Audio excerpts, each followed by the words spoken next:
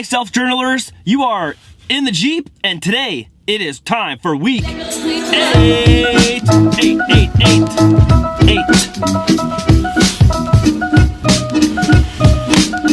Okay, week 8, let's talk about some things that are happening in your self-journal experience. Now, if you are like me, I find myself taking my self-journal everywhere. So the first thing is, if you're not taking it everywhere, take it with you to the places you go. Not only has this been beneficial for me to remember what I'm grateful for, but it helps me stay focused on the tasks at hand while I'm doing my day and my week with whoever it is I'm doing that with.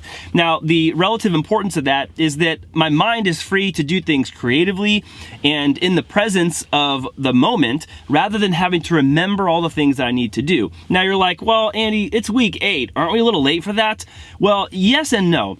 The reason I'm saying this on week 8 is because this is when you might trail off of the habit. This is when you might trail off of taking your journal with you because, oh, I've become comfortable with the new pattern I have. And that's true, that's fine. And it may actually be good for you to do some of these things without the aid of your journal. However, I've noticed that the aid of my journal always benefits me more than it hinders me. The second thing I want to talk about on week 8 is the continuity of the goals that you've set for yourself. If you're like me, maybe some of the goals you set are going to go further than the 90-day plan, and that's fine. So right now at week 8, I want you to take time to put into context the scope of what you're looking to accomplish. Say you want to run a marathon. Say you're trying to write a book, or say you're looking to lose a specific amount of weight. That might go beyond the 90 days. What we want to start thinking about on week 8 is what needs to occur over the next 4 weeks so that you start your next 90-day journal on task and on point where you want to be. And lastly, week 8 is a great time to go back and look at all of the wins you've had. This may actually take 15, 20, maybe 30 minutes. Depending on what you've recorded, you could have a lot of wins to review. This is really good for your emotional state and also just for validation that your time and effort putting into this process has been well worth it.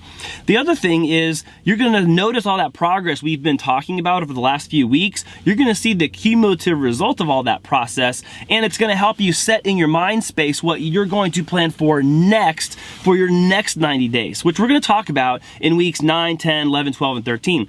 So week 8, we're crossing that threshold of looking back at our previous 8 weeks, our wins, our successes, our progress, and then planning ahead for the second 90 days that are going to come after this term is over.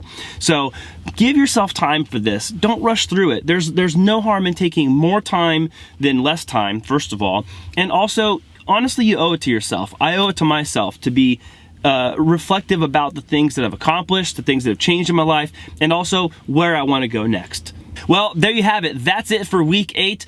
I would love for you guys to share any feedback you've had up to this point about the videos, the content, the social media, the email newsletter. Please tell me what it is you're liking, why you're liking it, and part of my next 5 weeks in the self-journal is creating content for quarter 2. All the things that you liked about quarter 1, I would like to continue, and things you'd like to see me change, I want to hear that feedback. So please shoot me a phone call, send me a text message, or an email, and let me know what it is you'd like to see more of so I can bring more of that to you. Thanks, guys.